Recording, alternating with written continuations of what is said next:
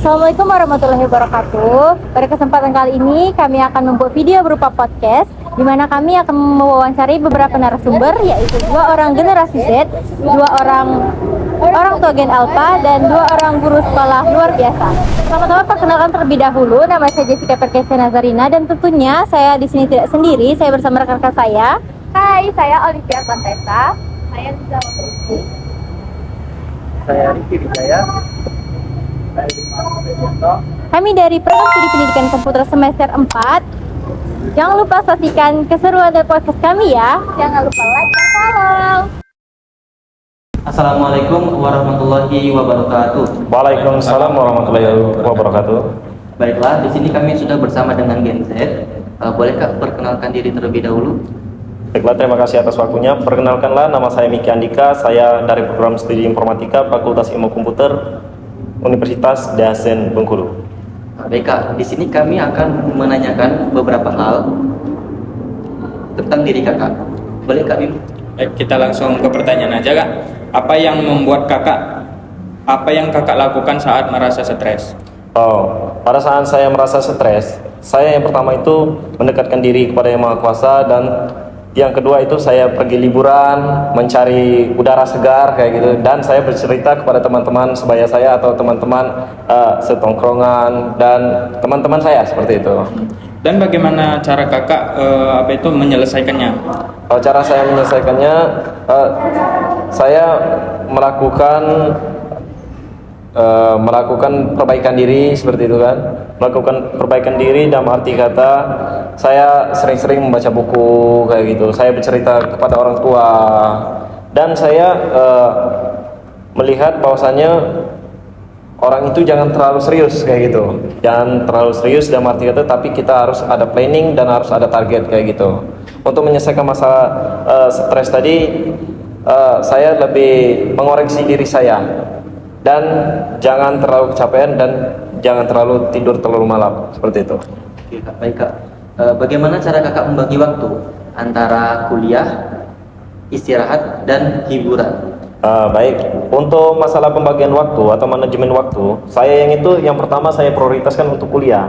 Karena kenapa? Untuk di perkuliahan, memang kami dari Universitas Dasen Bengkulu, dan kita dari Universitas Dasen Bengkulu, memang dari jadwal program studi memang sudah ada dijadwalkan, dan terutama untuk saya ini sudah di semester akhir, saat ini saya sedang skripsian, jadi saya prioritaskan dulu untuk kuliah. Saya menyelesaikan revisian saya. Untuk pada saat ini kan saya sedang bimbingan skripsi, saya menyelesaikan skripsi saya dahulu. Untuk membagi waktu pada saat liburan, pada saat ini kemungkinan cuman 1 bulan sekali untuk liburan, atau kemana, untuk keliling mencari suasana baru seperti itu. Atau kita seperti di Bengkulu, kita kan banyak wisata, kita keliling pantai kayak gitu.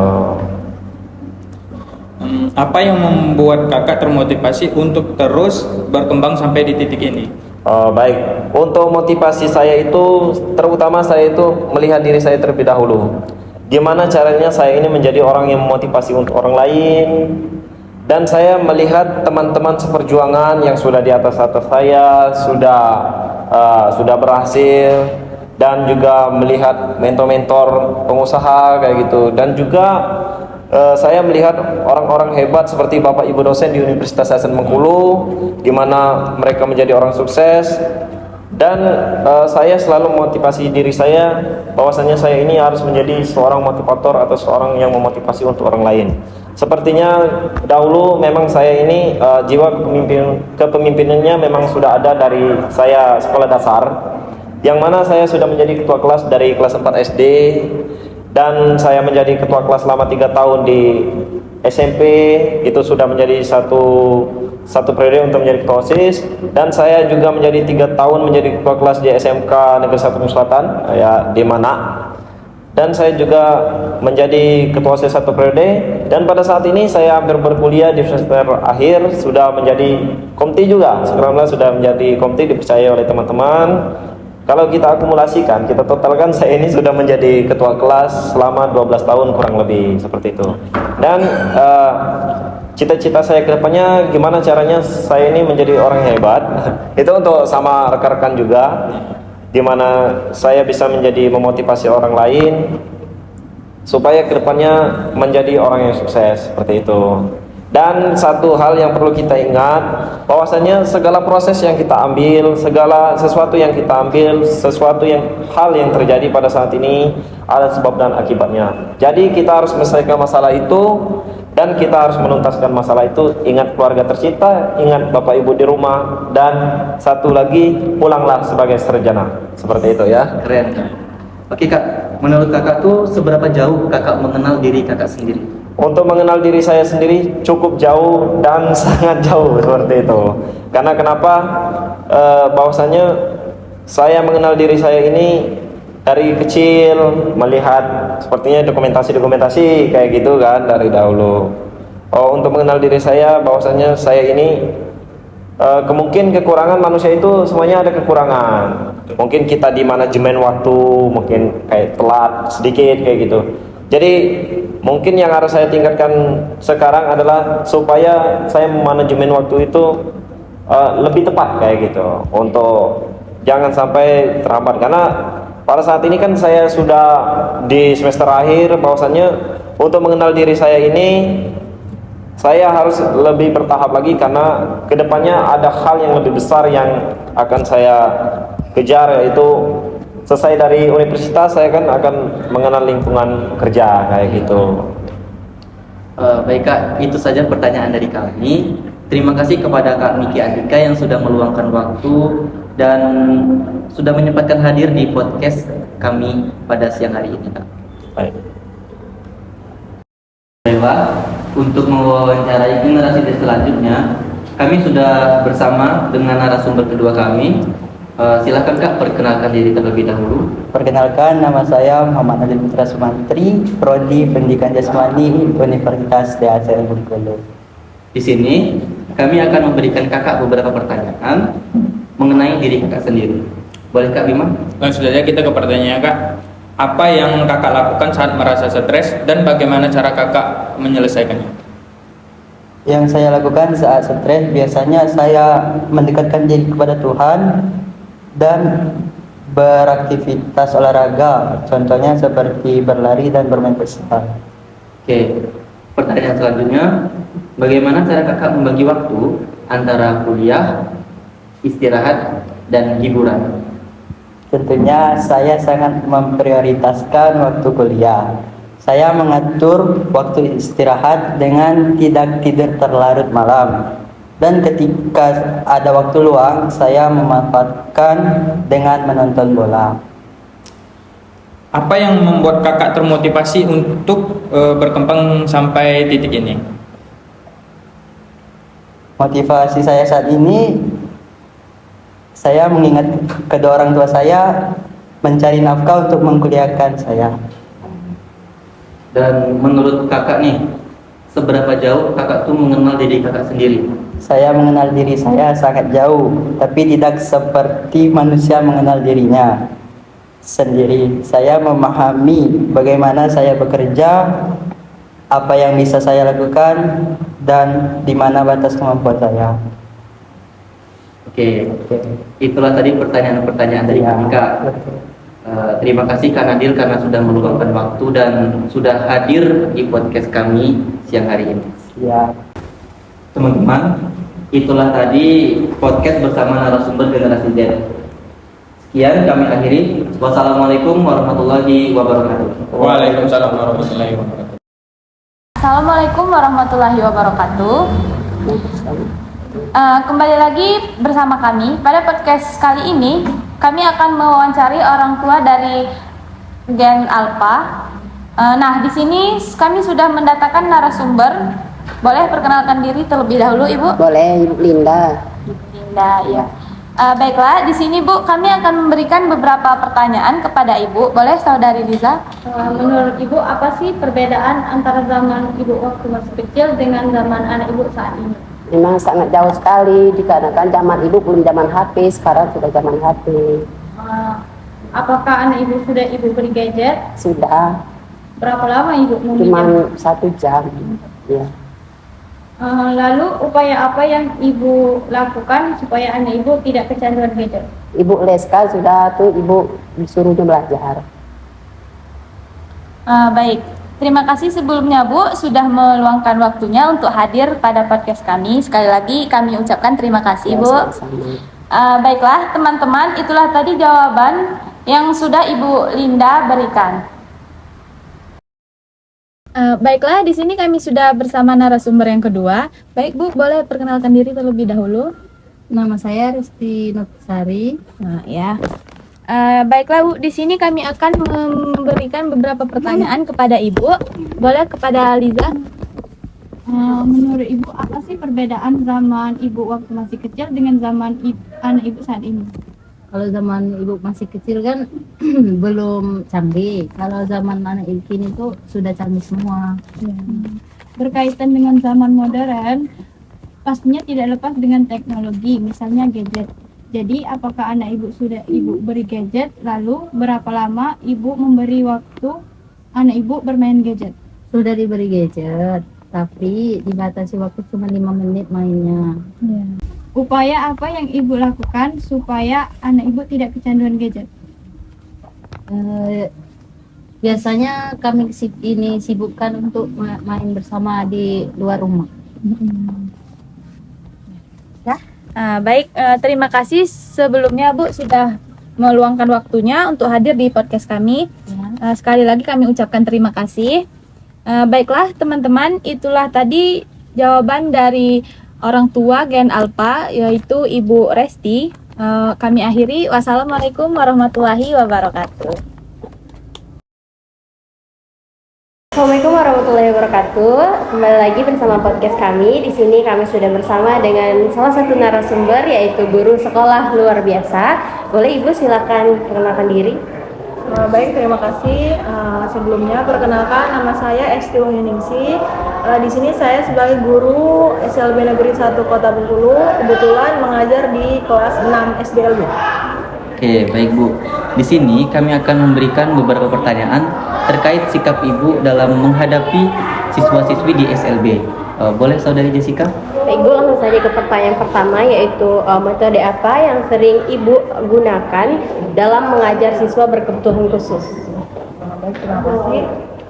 Untuk mengajar untuk anak berkebutuhan khusus ini biasanya saya menggunakan metode modeling.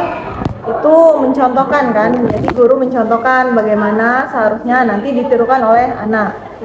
Terus satu lagi sama metode tutor sebaya, jadi dia sama temannya yang membantu, misalkan temannya tidak paham, jadi temannya membantu, kan lebih santai gitu, mungkin dia sama gurunya takut atau gimana kan, jadi pakai metode tutor sebaya.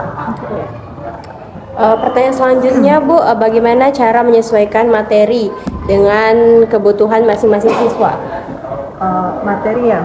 Nah, jadi anak berkebutuhan khusus ini sebelumnya kan dilakukan asesmen. Nah, itu untuk mengetahui anak tuh apa yang dibutuhkan, kurangnya apa. Nah, nanti baru dibikin program, namanya program pembelajaran individual atau PPI.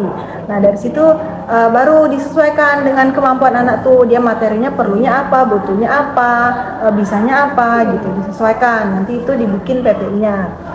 Terus juga materinya itu beda Mbak, antara misalkan anak berkebutuhan khusus yang tunagrahita, tunarungu, autis gitu. Tingkat materinya tuh kemampuannya beda-beda.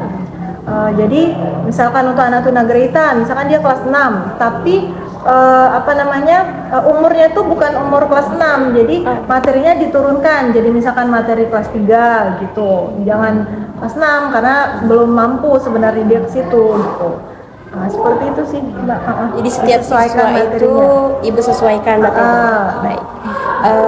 Untuk pertanyaan terakhir Ibu, apa tantangan terbesar dalam proses pembelajaran di kelas sekolah luar biasa?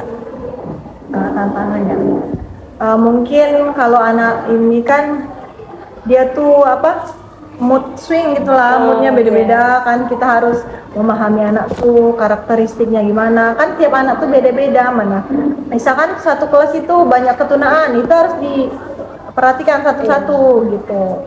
misalkan anak tunarungu, komunikasinya dia kan nggak bisa ngomong, nggak bisa dengar, jadi pakai isyarat. Itu pun isyaratnya kadang dia pakai isyarat yang mereka sendiri yang ciptakan gitu, bukan yang dipelajari dari sekolah. Jadi itu sih komunikasi kalau untuk anak tunarungu. Kalau yang anak tunagrahita mungkin ya moodnya yang berubah-ubah, anak autis gitu. Baik Bu, terima kasih karena sudah meluangkan waktu dan hadir dalam podcast kami. Baik teman-teman, itulah tadi wawancara kami bersama dengan Ibu Esti selaku guru di sekolah luar biasa. Nantikan narasumber kami selanjutnya ya. Baiklah, di sini kami sudah bersama narasumber kedua kami, yaitu guru SLB. Silakan Bapak perkenalkan diri. Nama saya Jeffrey. Saya mengajar mata pelajaran TIK untuk SMP dan SMA. Baik, di sini Pak, kami akan memberikan beberapa pertanyaan terkait sikap Bapak dalam menghadapi siswa-siswi di sekolah luar biasa. Silakan Saudara Riki. Kita mulai saja Pak dari pertanyaan pertama. Metode apa yang paling sering digunakan dalam mengajar siswa berkebutuhan khusus Pak? Metode yang sering digunakan itu kadang ceramah tapi dibarengi dengan praktik. Karena ini keterbatasan anak tadi kan.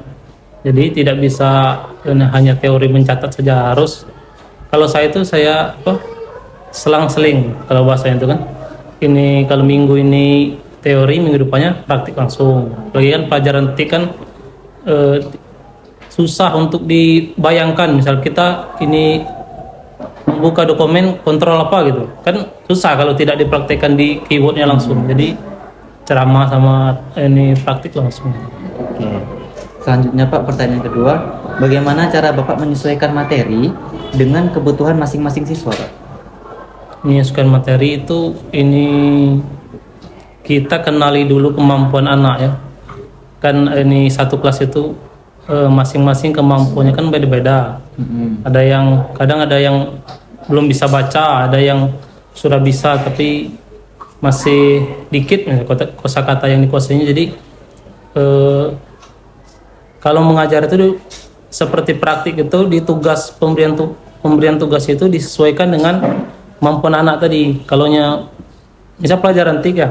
Kalau pelajaran TIK, kalau dia sudah bisa membuat surat yang agak panjang itu dikasih ini ngetik yang surat panjang. Tapi kalau dia belum bisa, yang pendek-pendek aja. Karena lama kan biasanya kalau belum bisa tapi dikasih yang panjangnya lama ngetiknya. Oke, baik Pak. Selanjutnya Pak, apa tantangan terbesar Bapak dalam proses pembelajaran di dalam kelas Pak? Tantangan tadi itu tadi sebenarnya tantangannya ini dengan keberaneka-ragaman kemampuan ini murid. Jadi itu harus harus lebih mengenal murid biar materi yang disampaikan itu tepat sesuai dengan kemampuannya, tidak terlalu memaksakan, tidak harus sama itu, tidak pukul rata. Baik, Bapak terima kasih karena sudah meluangkan waktu untuk berwawancara dan hadir di podcast kami. Baik teman-teman, itulah tadi wawancara kami bersama guru-guru SLB. Kami akhiri. Wassalamualaikum warahmatullahi wabarakatuh. Nah, jadi teman-teman, itulah tadi video podcast yang telah kami buat. Semoga video ini bermanfaat bagi teman-teman semuanya. Lebih dan kurang kami mohon maaf. Kami akhiri. Wassalamualaikum warahmatullahi wabarakatuh. Manuk dadari, manuk panggagahna.